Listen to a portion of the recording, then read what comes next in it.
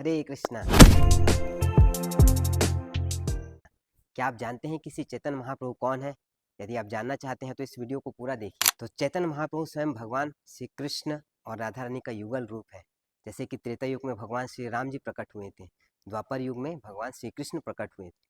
तो लोग पूछते हैं कि फिर कलयुग में भगवान प्रकट हुए हैं या नहीं? तो हाँ, प्रकट हुए हैं, और वो भी भारतवर्ष में आज से 500 साल पहले। और वो जगह है बंगाल में, मायापुर स्थान है, वहाँ पे भगवान श्री चैतन्य महाप्रभु प्रकट हुए हैं। तो है स्वयं भगवान श्री कृष्ण और राधा रानी का युगल रूप, लेकिन प्रकट हुए हैं किस रूप में? एक भक्त के रूप में प्रकट हुए हैं, ये सिखाने के लिए कि भगवान की भक्ति कैसे करना है। तो चैतन्य महाप्रभु प्रकट हुए, और उन्होंने ही इस हरिनाम, जो हम हरे कृष्ण महामंत्र का जप करते हैं, हरे कृष्ण कृष्ण कृष्ण हरे हरे, हरे राम राम राम हरे हरे, तो इस मंत्र का पूरा प्रचार किया। तो जैसे भगवान श्री कृष्ण की नटखट लीलाएं थी, सुमधुर लीलाएं थी, तो वैसे ही भगवान जब प्रकट हुए चैतन्य महाप्रभु के रूप में नदिया में, तो उनकी भी बहुत सारी मधुर मधुर लीलाएं हैं। तो हम उसके ऊपर थोड़ा सा चर्चा करने का प्रयास करेंगे।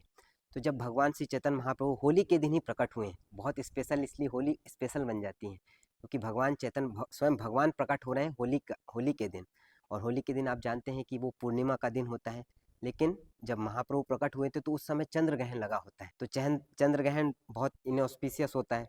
तो उस समय सभी लोग, इवन जो नास्तिक लोग होते हैं, वो भी हरे कृष्ण महामंत्र का जप कर रहे होते हैं। कोई हरी हरी चिल्ला रहा होता है, कोई गंगा में स्नान करने के लिए जा रहा होता है, और चारों तरफ लोग हरी हरी कह के पुकार रहे होते हैं, क्योंकि ग्रहण का समय होता है।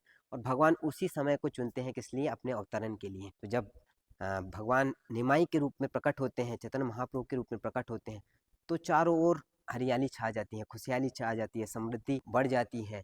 तो इस प्रकार से भगवान के आगमन को सूचित करता है। तो जैसे भगवान प्रकट होते हैं तो बहुत रो रहे होते हैं, तो बहुत सारी माताएं होती हैं, वो उनको समझाने का प्रयास करती हैं, लेकिन जितना समझाए उतना और ज़्यादा भगवान जो है और ज़्यादा रो रहे होते हैं। तो कोई एक माता होती है, वो बोलती है हरी हरी, तो भगवान, जैसे भगवान जो है हरि का नाम सुनते हैं, क्योंकि भगवान भक्त के रूप में आए हैं, तो भगवान हरि का नाम सुनते हैं तो तुरंत चुप हो जाते हैं। तो सभी को पता चल जाता है कि इस बच्चे को अगर चुप कराना है, अगर रो रहा होता है, तो उसकी टेक्निक क्या है? इसको हरी हरी बोलना है, तो इससे ये चुप हो जाता है।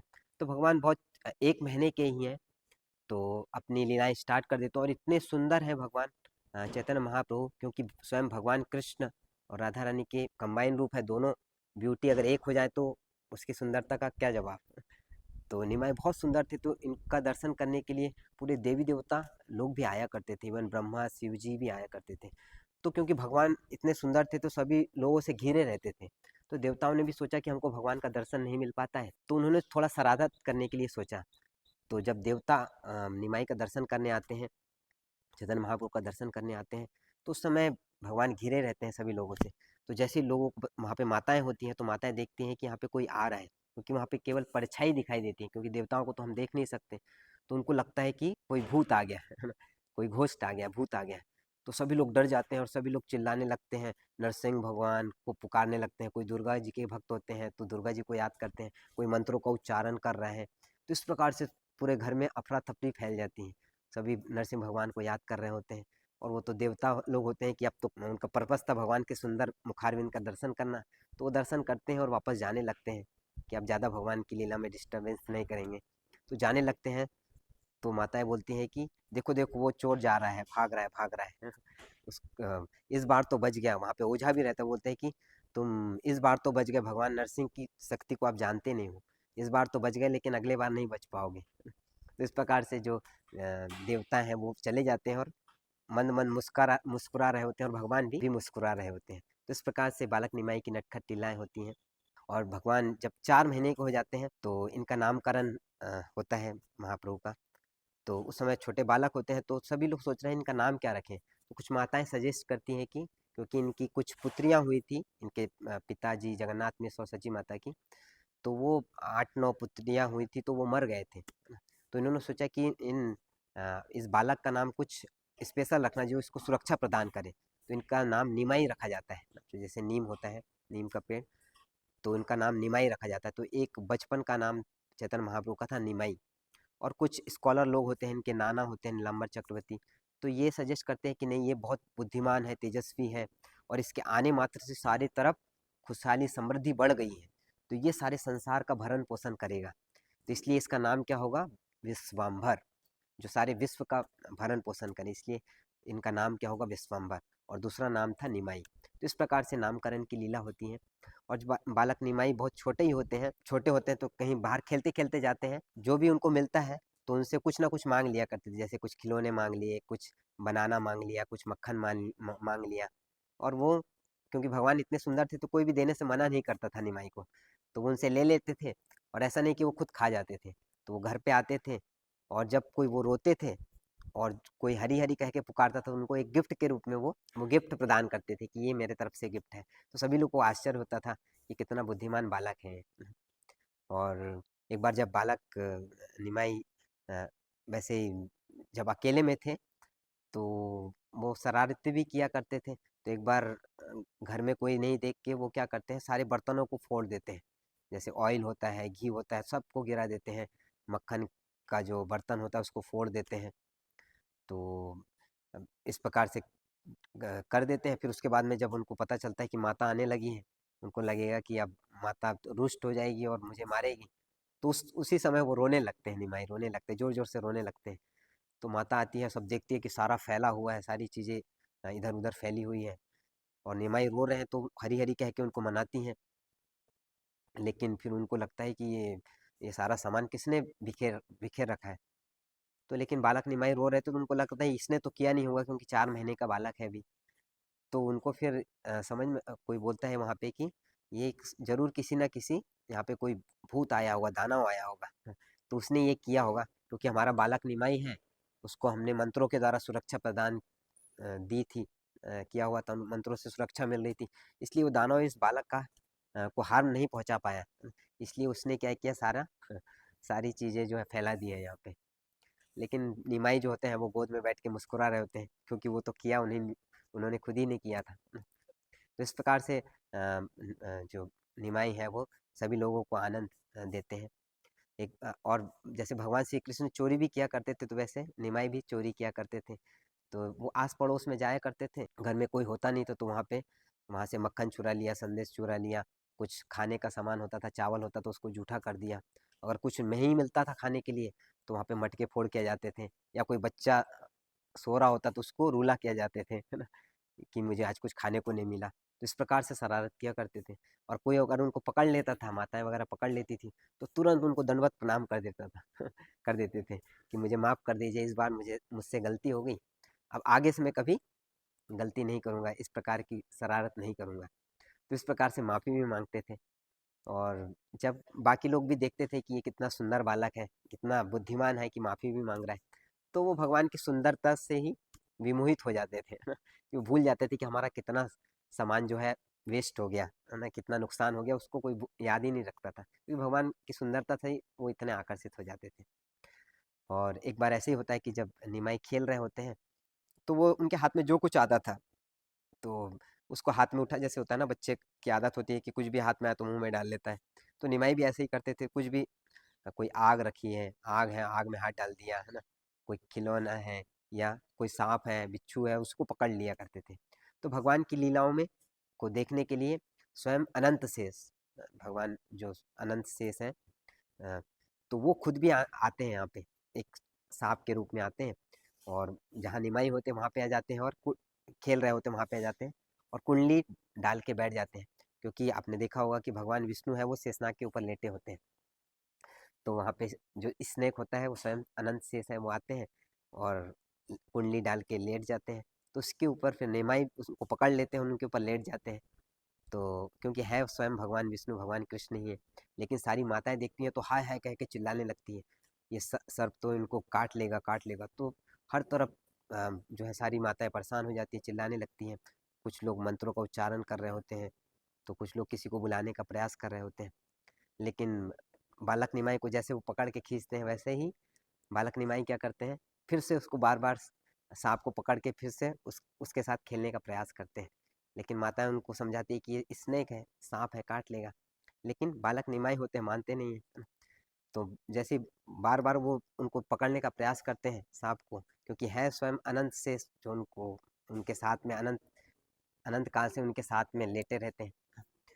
तो हालांकि माताएं होती हैं वो उनको दूर ले जाने का प्रयास करती है, लेकिन निमाई जो है उनको उनके साथ खेलने का प्रयास करते हैं। और फिर निमाई को ले जाके फिर उनके ऊपर चरणामृत सींचा जाता है, मंत्रों का उच्चारण किया जाता है। इस प्रकार से उनको माताएँ सोचते हैं कि इस बार जो साँप था ये विचित्र प्रकार का साँप था कि उनको पता नहीं था कि ये स्वयं अनंत शेष है, कि इसने जो है हमारे बालक निमाई को कुछ नुकसान नहीं पहुँचाया। तो इस प्रकार से भगवान जो है सुमधुर लीलाएँ करते हैं। एक बार ऐसे ही होता है जब निमाई बाहर खेल रहे होते हैं, तो बहुत अपने घर से थोड़ा दूर चले जाते हैं, तो वहाँ पे 2 चोर होते हैं। तो क्योंकि निमाई की जो है बहुत सारे आभूषण पहने रहते हैं, बहुत सारे आभूषण होते हैं, महँगे आभूषण होते हैं, ज्वेल्स होते हैं। तो जो चोर होते हैं वो सोचते हैं कि अगर इस बालक के सारे आभूषण हमको मिल जाए तो हमारा पूरा ज़िंदगी इसी में चली जाएगी, है ना? हमको हम कमाने की ज़रूरत नहीं, चोरी करने की ज़रूरत नहीं पड़ेगी। तो वो बालक निमाई को देखते हैं और एक चोर होता है उनको उठा लेता है, गोदी में उठा लेता है और बालक निमाई को गोदी में उठा लेते हैं, बहुत सुंदर होते हैं। और दूसरा जो चोर होता है वो क्या करते हैं, उनको कुछ खाने के लिए दे देते हैं, क्योंकि बच्चे को किसी को शक ना हो जाए कि ये चोरी कर रहे हैं, तो उनको खिलाने, बच्चा रो ना, इसलिए उनको खिलाने के लिए क्या देते हैं, संदेश दे देते हैं। तो इस प्रकार से बोलते हैं कि बस पहुँचने वाले हैं, आपके घर पे पहुँचने वाले हैं। और चोर जो है अपने घर पे उनको लेके भाग रहे होते हैं कि चलो जल्दी से अपने घर पे ले जाते हैं। तो ये दौड़ते रहते हैं, उनको बोलते रहते हैं कि बस पहुँचने वाले हैं। और बाकी लोग भी होते हैं, उनको लगता है कि ये शायद इन्हीं का बच्चा होगा, है ना? इसलिए ये ले जा रहे हैं और रो भी नहीं रहे होते हैं निमाई। तो इस प्रकार से वो दौड़ते-दौड़ते जाते हैं और लास्ट में जाके पहुँचते हैं उस घर में, है ना? तो चोर लोग बोलते हैं कि चलो अब आ गए, अब आपके घर पे आ गए हैं, है ना? तो निमाई क्या बोलते हैं, हाँ, यही तो मेरा घर है। ये आ गए हैं और उतर के तुरंत ही जो है अपने पिता के गोद में जाके चले जाते हैं, गोद में बैठ जाते हैं, माता की गोद में चले जाते हैं। तो जब ये चोर देखते हैं कि हम तो अपने घर पे लेके आए थे ना, 2 घंटे से भाग रहे थे, तो हम तो सोचे हम अपने घर पे पहुंचे। लेकिन ये क्या विचित्र प्रकार की लीला हो गई कि हम ये निमाई एक प्रकार का क्या है, बड़ा मैजिक करने वाला, जादू करने वाला बालक लगता है ना, कि हम इतने देर तक घूमते रहे और हम लास्ट में जाके इसी के घर पे पहुंच गए। और वहाँ पे सभी लोग बहुत परेशान हो रहे होते हैं, उधर जगन्नाथ मिश्र, उनकी माता सची होती हैं, और जब निमाई को पाते हैं तो उनका बताते हैं कि वो इस प्रकार से था जैसे मछली को हम दोबारा से पानी में डाल दें, है ना? तो इस प्रकार से उनका प्राण वापस आ गया, सारे जो नदिया के वासी हैं उनका। तो सभी लोग प्रसन्न हो जाते हैं कि बालक निमाई आ गया। और ये चोर होते हैं, इनको लगता है कि अब तो पकड़े गए हैं हम लोग। तो तुरंत, क्योंकि सब लोग बहुत उत्साहित होते हैं, उल्लास में होते हैं, तो उस समय भूल जाते हैं कि इसको लेके कौन आया है, और उसी का फ़ायदा उठा के चोर वहाँ से भाग जाते हैं, चले जाते हैं। और जब वो घर पहुँचते हैं तो बोले कि इस बार तो बाल-बाल बचे हम लोग, कि इस बार चंडी देवी की और दुर्गा जी की बहुत विशेष कृपा थी कि हमको कोई कुछ कर नहीं पाया, है ना? किसी ने हमको देखा नहीं, पहचाना नहीं, है ना? क्योंकि निमाई सबके प्राण थे, और पता चल जाता कि इसने, ये लोग चोरी करके ले गए थे तो बाकी उनकी हालत क्या होती। लेकिन वो धन्यवाद करते हैं कि हम इस बार बच गए। और इधर सभी जो इनके माता-पिता हैं, निमाई जी के माता-पिता हैं, वो सभी लोग आश्चर्य में होते हैं कि इनको लेके कौन आया? तो निमाई से पूछते हैं कि कौन लेके आया? तो निमाई बताते हैं कि कोई 2 सज्जन व्यक्ति थे, मैं खेलते-खेलते भटक गया था, तो इन्होंने मेरे को लाके यहाँ पे दे दिया। तो सची माता और जगन्नाथ मिश्र उनको गिफ्ट देना चाहते थे, कि हम उनको, अगर वो मिलते तो हम उनको कुछ गिफ्ट देते। तो वृंदावन दास ठाकुर जी ये सारी लीला का वर्णन करते हैं, बोलते हैं कि वो चोर भी कितने भाग्यशाली थे, जिनको स्वयं साक्षात भगवान, भगवान अ, गौरांग महाप्रभु, भगवान निमाई, उनका जो है स्पर्श प्राप्त हुआ। तो उन चोरों का भी सौभाग्य का वर्णन करते हैं। तो इस प्रकार से जो गौरांग महाप्रभु है, चैतन्य महाप्रभु की सुंदर सुंदर नटखट बाल लीलाएं होती हैं। तो अपनी ये सुंदर लीलाओं के द्वारा भगवान जो है अपने भक्तों को आनंदित करते हैं, और हमें अवसर देते हैं कि हम भगवान की लीलाओं को बार बार सुने, उनको बार बार दोहराएं। इस प्रकार से हम महाप्रभु के प्रति अपना प्रेम जो है विकसित कर सकते हैं। तो उनका पर्पस क्या था निमाई का आने का, कि एकमात्र पर्पस था कि हरिनाम का प्रचार करने के लिए, है ना? तो हरे कृष्ण महामंत्र का उन्होंने जोर शोर से प्रचार किया। तो ये एक माध्यम है, भगवान को हम, उनका जन्मदिन भी है तो उनको क्या गिफ्ट दे सकते हैं?